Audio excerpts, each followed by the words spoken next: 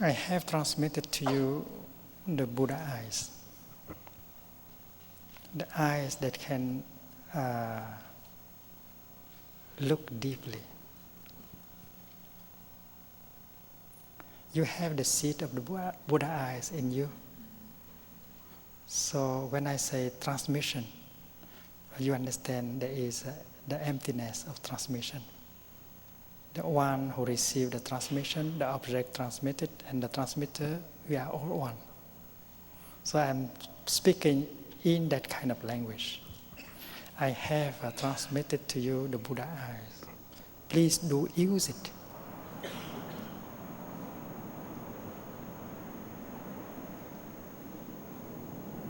Every time you look with mindfulness and concentration, you are using your Buddha eyes.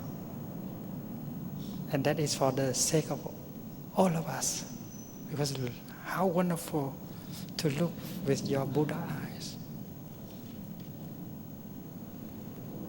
Looking with your Buddha eyes, you can see very deeply, and you will not be caught by your wrong perceptions.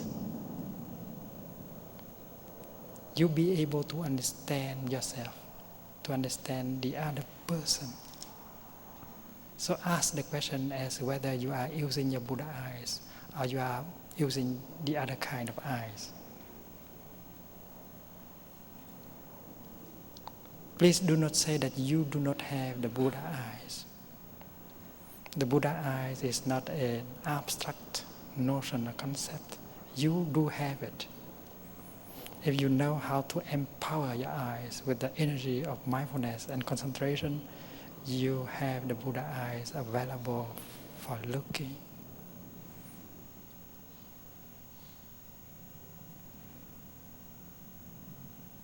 There is no doubt that you have within yourself the Buddha eyes. I have transmitted to you the Buddha ear. Please make use of that. Please listen with compassion. Please listen deeply. When you use your Buddha ear to listen to someone, that someone will feel wonderful. Maybe no one has been able to listen to him or to her like that. Now you are listening with the Buddha eyes. How wonderful, how comfortable to be listened by a Buddha, full of understanding and compassion. Do not tell me that you don't have the Buddha ear. You do. You have that ear. Train in order to make use of that every day. Listen to your children. Listen to your husband. Listen to your partner with the ear of the Buddha. Empower it with the energy of mindfulness, concentration, and wisdom. And just by listening, you can relieve a lot of suffering of the one who speaks.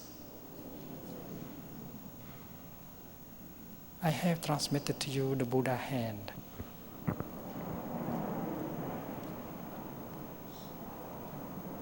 I use the Buddha hand very often. This morning, my eyes was a little bit tired because I did not get enough sleep. So I brought up my Buddha fingers and I touched my eyes and I breathe in and out. I know that the Buddha is available to me at any time.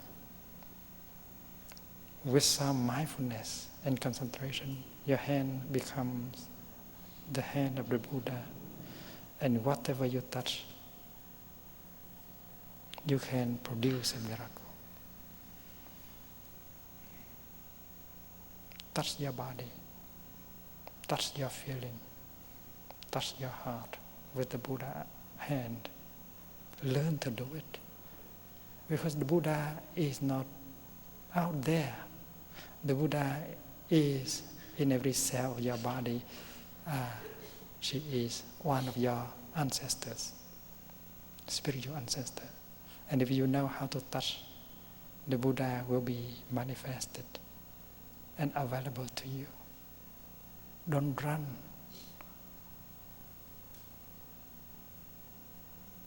to the Guru.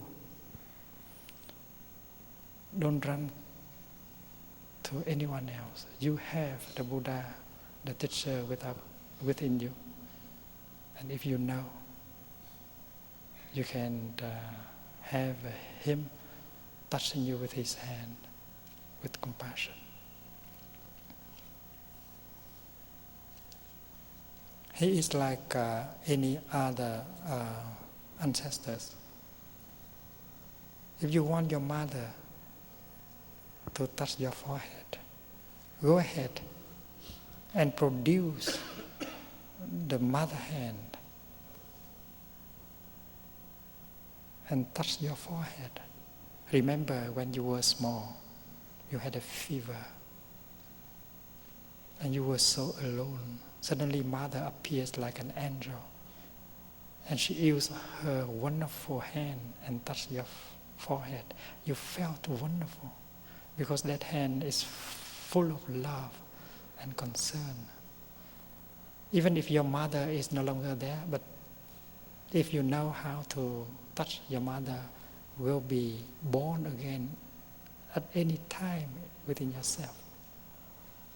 This is your hand, of course, but nobody can deny the fact that this is also your mother's hand. Your hand is only a continuation of your mother's hand. So if you want your mother's hand to touch your forehead, just go ahead. Because this is not an imagination. This is very scientific. Your mother is alive in you, and this hand is also her hand and the hand of many ancestors.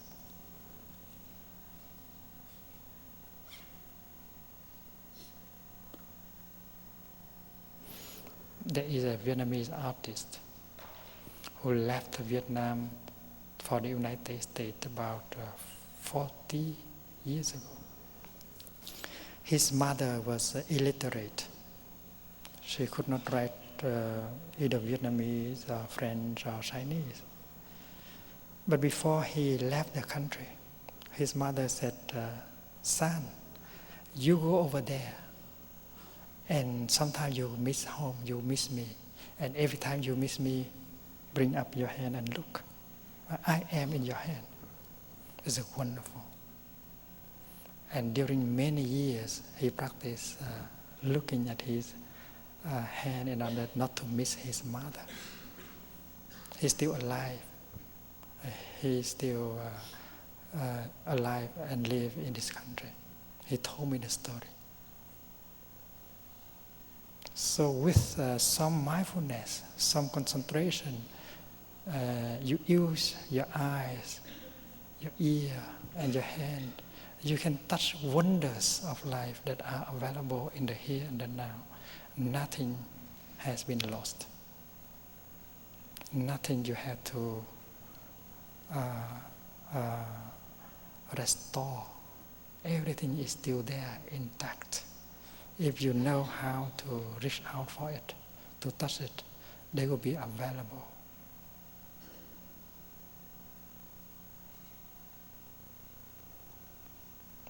So in our daily life, we should train ourselves to use the Buddha's eyes, the Buddha's ear, the Buddha's hand.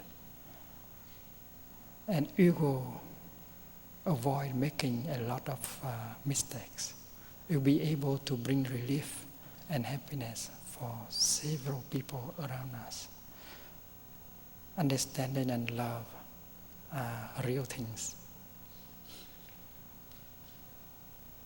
And you can produce these energies at any moment you want.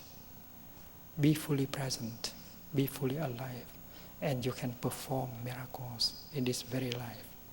Walking mindfully is a miracle also. the famous Zen teacher Rinzai, he said that the miracle is not to walk on water or on burning fire. The miracle is to walk on earth.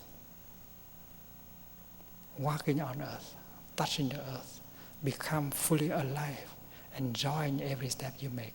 That is to perform a miracle. And when I see you walk like that, I am motivated by you, and to walk in the same way so that life becomes possible and real for us and for those we love. When you go home, you will find that it is difficult to readapt to the situation, a lot of noise. People are too quick. People are not capable of dwelling in the present moment. But you can still continue to use your Buddha eyes, your Buddha ear, your Buddha feet in order to implement the practice into your daily life. Practice telephone meditation. When the telephone rings, stay where you are and practice, go back to your breathing. Listen. This wonderful sound brings me back to my true home. If you can practice that with the bell, telephone, with the brass bell, you can practice with the telephone. In Plum Village, we practice like that. Every time the telephone rings, all of us go back to our breathing and practice smiling and calming.